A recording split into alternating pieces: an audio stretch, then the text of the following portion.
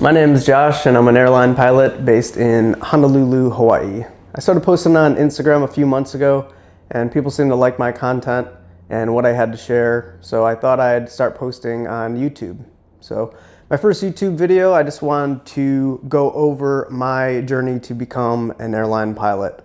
A lot of the questions on Instagram are about my experience, what flight school I went to, and just how I became a airline pilot at a major airline.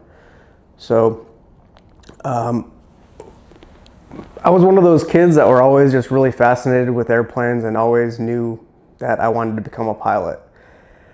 I started things off at Lewis University. Actually, it's a private college in Chicago. That's where I grew up, and was on a partial golf scholarship there and studied air traffic management. After a year at Lewis University, I transferred to Arizona State University in the same program, studying air traffic management. Graduated Arizona State University in 2015 and actually pursued the career of an air traffic controller. So I studied air traffic management, and then I applied to the FAA, where I went to Oklahoma City to pursue the job of an en route air traffic controller. So for those of you that don't know, to become an FAA air traffic controller, you go to Oklahoma City, and it's about a 6-month program in Oklahoma City where you either do terminal en route air traffic control or you get selected for en route air traffic control. So I was the en route portion of that. Ended up going through training there, getting down to the last, they call it like a radar evaluation. And I ended up flunking out of OKC's air traffic control program. It's a very cutthroat program, pass or fail, and it came down to the last evaluation, and I didn't pass. So it was a pretty tough time for me. You know, I studied this stuff for 4 years, went to Oklahoma City, went through all the evaluations, got down to the last eval, and didn't make it. So pretty tough pill for me to swallow at the time. But as cliche as it is to say, or cheesy as it is to say, everything happens for a reason, and I'm really glad it did, because when I was a kid, I wanted to become an airline pilot. That's truly what I wanted, but flight school's expensive, and if you go to university and you have to pay for additional flight time, then it's a lot more expensive. So anyways, after I washed out of the FAA Academy, I moved back home to Chicago and started seriously looking into becoming an airline pilot and what that road looked like. So I started off, I had a little bit of money saved up at the time, around like $15,000 I had saved up.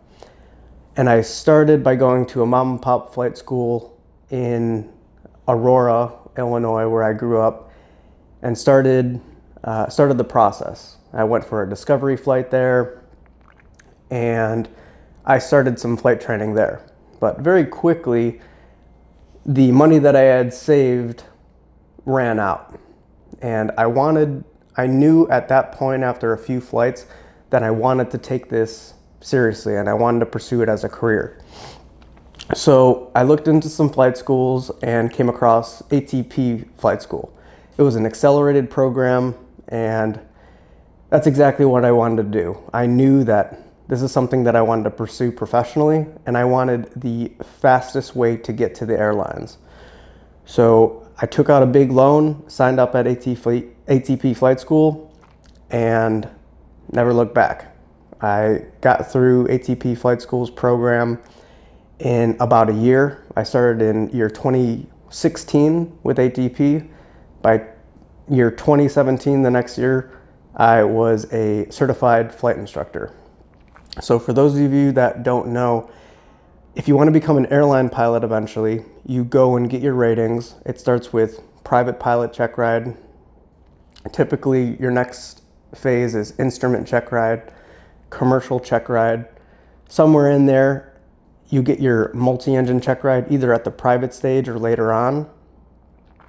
After commercial, you get your CFI, which stands for Certified Flight Instructor. Then there's CFII, which is Flight Instructor with an instrument rating. And then MEI. MEI is a multi-engine instructor. So you become an instructor, and most pilots become an instructor to accumulate hours needed to apply to the airlines. So you need 1,500 hours to eventually apply to the airlines in the US. So anyways, I finished up training in about a year. I became an instructor, and I moved from Chicago to Camarillo to flight instruct. With ATP Flight School, they allow you to pick the location that you want to attend flight school and then where you want to instruct. So I moved to Southern California out of the Camarillo airport there and instructed with ATP. And I also instructed at another flight school called Camarillo Flight Instruction. So I was kind of double dipping on my hours. I worked at ATP as an instructor and Camarillo Flight Instruction to fly as much as possible, because I wanted to get to the airlines and I wanted to get to the airlines quick. So I was flying quite often and ended up getting my 1,500 hours of required flight time in almost exactly a year. So I then applied to the regional airlines and got picked up by a regional airline out of Chicago O'Hare. I was there for about 6 months, and then I transferred bases to LAX. And then I worked I was based out of LA for about 2 years. And at that point, I ended up moving to Hawaii. And so I was living on Hawaii and commuting to Los Angeles to start work trips. And I didn't want to commute to work anymore. If you're unfamiliar with how pilots, a lot of pilots commute to work. So they could be based in LA, but they live in Hawaii, for example. And so I was commuting to work every day. I was flying from Honolulu to LA, starting a 4-day trip, and then flying back to Hawaii after that 4-day trip. And commuting to work is pretty exhausting, and pilots don't get paid for all that time commuting to start their trip. So I didn't want to commute anymore for work. I wanted something local here in Hawaii. So I got a job flying freight, inter-island freight, on a 737, and that was a really cool experience. I was based in Honolulu, and I would fly from, say, Honolulu to Maui, Maui back to Honolulu, Honolulu to Kona, Kona and back. Flew all over the islands and got really great experience. And I loved that I was able to be home every night, and it was just a really cool experience. Only downfall of the job is that it was all graveyard shifts for the most part, flying at night in the backside of the clock. But it was a great job, great experience. After that, I moved on and to the airline that I'm at now, and I have absolutely been loving it. I've been at this airline for 4 years now, and I just really love this job. Just want to wrap up by saying that I started posting on social media on Instagram about 3 months ago, and I really started it by wanting to inspire future aviators and share my journey. When I started, I remember following some other YouTubers and Instagram influencers online, and that really helped me just to see the lifestyle, see their tips, any kind of insight that they had. I actually took that to heart, and it was really nice having that mentorship, even if it was not direct mentorship, just being able to see other pilots and their experiences, I really learned. And so this is my way to give back, and I want to provide any insight I can. Please let me know what you guys want to see going forward, and I'll do my best to pump out some consistent content.